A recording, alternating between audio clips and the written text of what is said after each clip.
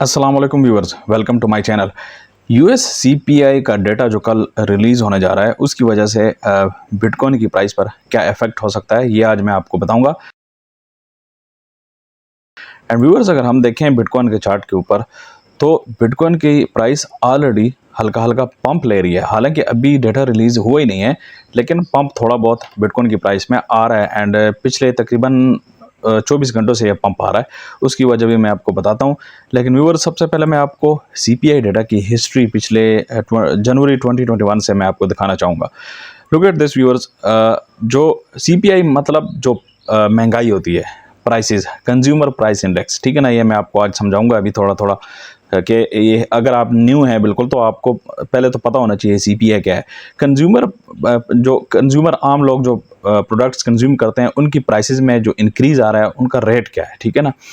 तो ये देखें, यहाँ से जनवरी 2021 से ये हल्का हल्का ऊपर जा रहा है एंड 10% तक ये आ गया था, ठीक है ना, मई 2022 तक, ठीक है ना। बहुत मतलब इन्फ्लेशन इतनी ज़्यादा हाई हो गई थी, ठीक है ना। ये यूएस का है, यूएसए में। एंड व्यूअर्स, जनवरी से लेकर मतलब ये तकरीबन 1.5 साल बनता है, ये इस तरफ ऊपर क्यों जा रहा है उसकी वजह ये चार्ट है, ठीक है ना। अब ये चार्ट मैं आपको दिखाना चाहता हूँ व्यूअर्स। ये सारे चार्ट्स मैं आपको जब इन सबको मैं आपको लिंक करूँगा तो तब आपको समझ आएगी।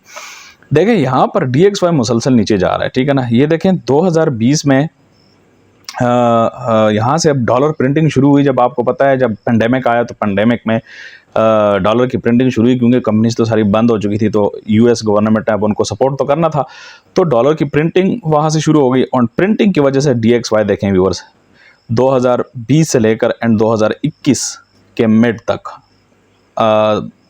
मुसलसल प्रिंटिंग एंड DXY बिल्कुल उसकी वैल्यू गिर गई। जैसे मैं आपको हर वीडियो में कहता हूँ, परचेजिंग पावर आपकी ख़त्म हो गई। सारी बात है, जब आप डॉलर प्रिंट करेंगे आउट ऑफ थिन एयर, पीछे कोई प्रोडक्शन नहीं है, तो फिर ये हाल होता है। ये देखें चार्ट में, ये यहाँ से ये डॉलर की वैल्यू यहाँ गिर गई, तब डॉलर की वैल्यू गिरती है तो फिर ये हाल होता है, ठीक है ना। तो ये CPI इंडेक्स यहाँ तक पहुंचा। उसके बाद फिर इन्होंने थोड़ा सा कंट्रोल किया, CPI डाउन आना शुरू हुआ। जब कंट्रोल किया डॉलर प्रिंटिंग को, तो देखें यहाँ से फिर डॉलर की वैल्यू थोड़ी सी अप होना शुरू हुई, ये देखें यहाँ पर, ठीक है ना। एंड यहाँ से CPI भी थोड़ा सा नीचे आना शुरू हुआ। अब जो CPI है वो मैं आपको बताऊं, जो पिछला था फोरकास्टेड मई 2023, वो 4% था। देखिए यहाँ पर आपको शो हो रहा है 2023। अब व्यूअर्स, ये जो डिक्लाइन हुआ है तो ये काफ़ी पॉजिटिव रहा है बिटकॉइन के लिए, ठीक है ना। ये बिटकॉइन की प्राइस को आप देख लें तो बिटकॉइन की प्राइस पिछले 4-5 महीने में जो पंप की है, ठीक है ना, तो उसकी एक वजह ये भी है।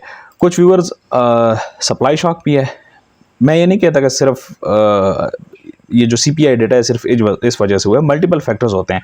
कुछ सप्लाई शॉक भी है, ज़ाहिर बात है, इंस्टीट्यूशंस आ रहे हैं, सप्लाई कम है बिटकॉइन की एंड डिमांड ज़्यादा हो रही है, ठीक है ना। तो कुछ वो भी वजह है, लेकिन ये भी एक फैक्टर है। लुक एट दिस व्यूज़, यानी व्यूअर्स, ये तकरीबन फरवरी से पंप शुरू हुआ है, जनवरी फरवरी से, एंड अभी तक आ रहा है।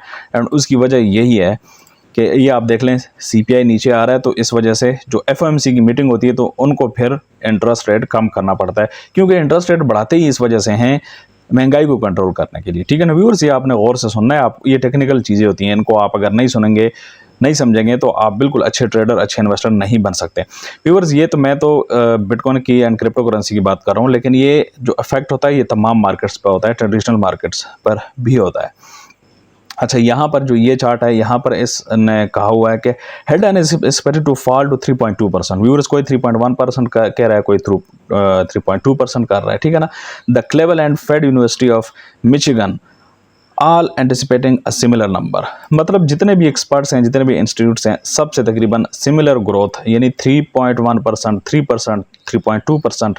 जो मई का था वो 4% था, और वो फोरकास्ट किया गया था 4.1%, ठीक है ना। जो मई का जो CPI रेट था ना, वो 4.1% फोरकास्ट किया गया, लेकिन एक्चुअल में फिर 4% आया।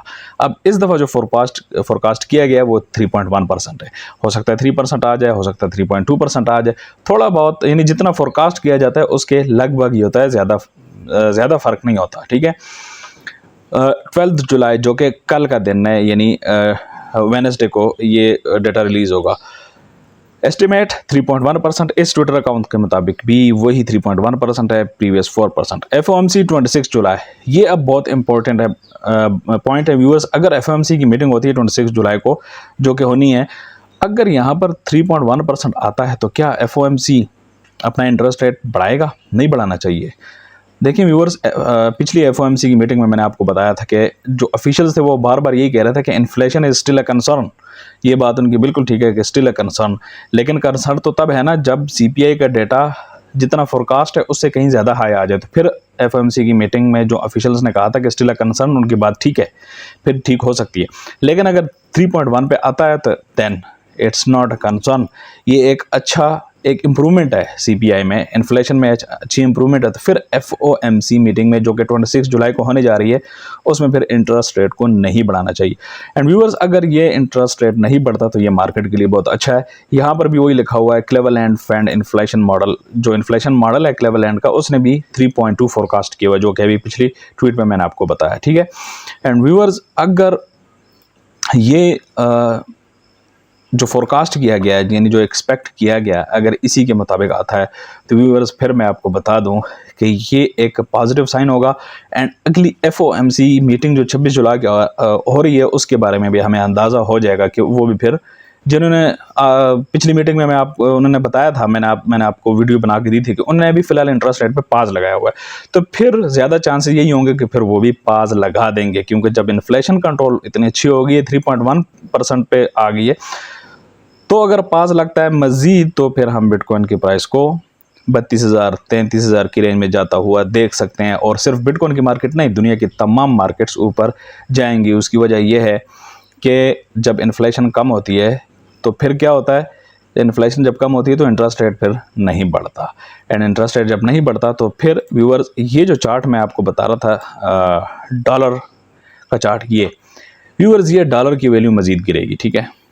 अगर CPI बिल्कुल एक्सपेक्टेड आता है एंड FOMC इंटरेस्ट रेट भी उसके मुताबिक नहीं बढ़ाता, फिर DXY मजीद गिरेगा, जो कि इस चार्ट में बताया गया है। Don't forget that DXY US dollar index has change the colour from green to red on the Gaussian channel, ठीक है। The last 2 times this happened, BTC experience a bull run parabola in the following months. 2016-17 में भी ऐसा हुआ है, 2020-21 में भी ऐसा हुआ है, एंड अभी भी हो सकता है। तो अगर इस तरह के बिल्कुल एक्सपेक्टेड जो 3.1 किया गया है एंड इस तरह ये मज़ीद नीचे गिरता जाता है अगले मज़ीद कुछ मंथ्स भी, तो ये बिटकॉइन के लिए एक बुलिश न्यूज़ हो सकती है। एंड व्यूअर्स, अभी जो एक्सपेक्टेशन की जा रही है तो उसके मुताबिक मार्केट में ऑलरेडी बिटकॉइन थोड़ा बहुत पंप कर रहा है। लेकिन व्यूअर्स, ये अभी पंप जो कर रहा है ये एक्सपेक्टेशंस एंड गेस की वजह से हो रहा है, क्योंकि मार्केट में तमाम एक्सपर्ट्स यही कह रहे हैं कि 3.1 आएगा। तो अब देखते हैं कल क्या अनाउंस होता है, एंड उसके बाद फिर हम एक्चुअल बता सकेंगे कि मार्केट किस तरफ जाएगी। फोरकास्ट तो 3.1% ही है, और उम्मीद है हर दफ़ा पिछली हिस्ट्री देखा जाए तो हर दफ़ा फोरकास्ट के लगभग ही आता है, कोई ज़्यादा डिफरेंस नहीं होता। ये थी आज की वीडियो, मिलते हैं नेक्स्ट वीडियो में।